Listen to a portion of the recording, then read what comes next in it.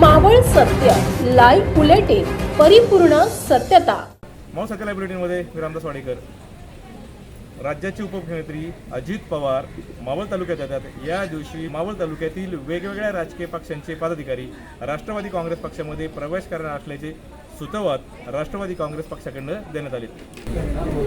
तालुक्याच्या विकास कामांच्या संदर्भामध्ये राज्याचे उपमुख्यमंत्री आणि आमचे राष्ट्रवादी काँग्रेस पक्षाचे राष्ट्रीय अध्यक्ष नामदार अजितदादा पवार साहेब यांचं तालुक्यामध्ये आगमन होत आहे. येणाऱ्या 4 तारखेला सुरुवातीच्या काळामध्ये सकाळी 9 वाजल्यापासून आई एकविरा देवीचं जे काही तिथला परिसर आहे तिथं विविध विकास कामांची भूमिपूजनं त्या ठिकाणी होणार आहेत.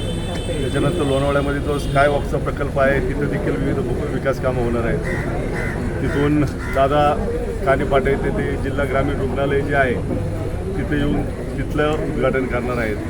त्याचबरोबर तालुक्यामध्ये जे काही प्रकल्प पूर्ण झालेले आहेत त्यांचा लोकार्पणाचा कार्यक्रम, अनेकशा ठिकाणी काही कामांची भूमिपूजनं, त्यानंतर समारोपाचा कार्यक्रम आपल्या सुदुंबरे येथील जगदाळे महाराजांच्या मंदिरामध्ये तिथल्या काही विकास कामांचा भूमिपूजनं, अशा पद्धतीचा दिवसभराचा दादांचा कार्यक्रम राहणार आहे.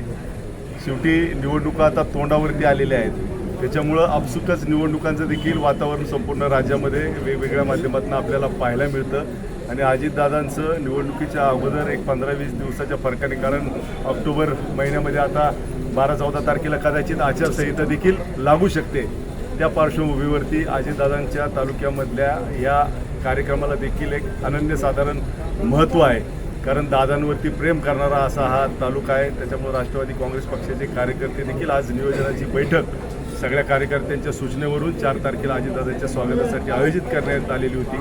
मोठ्या प्रमाणावरती महिला पदाधिकारी, पुरुष पदाधिकारी, युवक पदाधिकारी सर्व आज या ठिकाणी उपस्थित होते आणि अतिशय उत्साहाच्या आणि आनंदाच्या वातावरणामध्ये अजितदादांच्या स्वागताची तयारी पक्ष संघटनेच्या माध्यमातून देखील झालेली आपल्याला पाहायला मिळेल, एवढंच या निमित्ताने सांगतो.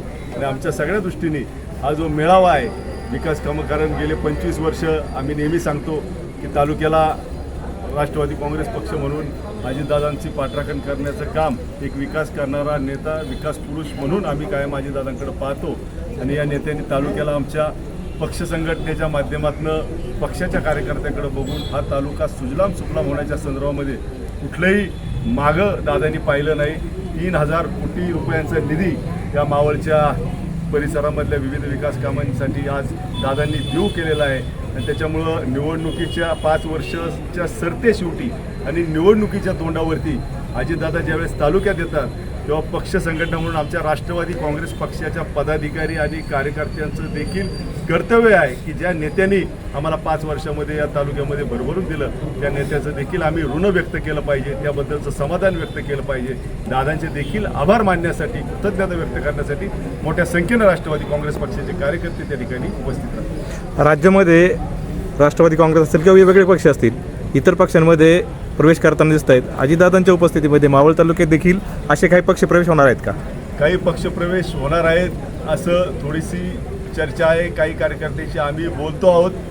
निश्चितपणानं काही ना काही प्रवेश आपल्याला उद्याच्या काळामध्ये निवडणुकीला सामोरं जात असताना आमच्या मित्रपक्षांचे म्हणत असताना ज्यांना अजितदादांच्या नेतृत्वावर विश्वास आहे, अजितदादांचं काम ज्यांना तालुक्यामध्ये भावलेलं आहे विकास कामाच्या माध्यमातून, दादांच्या पक्षामध्ये प्रवेश करायसाठी अनेक मंडळी इच्छुक आहेत. मावळ तालुक्यातील वास्तव पाहण्यासाठी मावळ सत्य लाईव्ह बुलेटिन न्यूज चॅनलला यूट्यूबवर सबस्क्राईब करा आणि बेल आयकॉन प्रेस करा.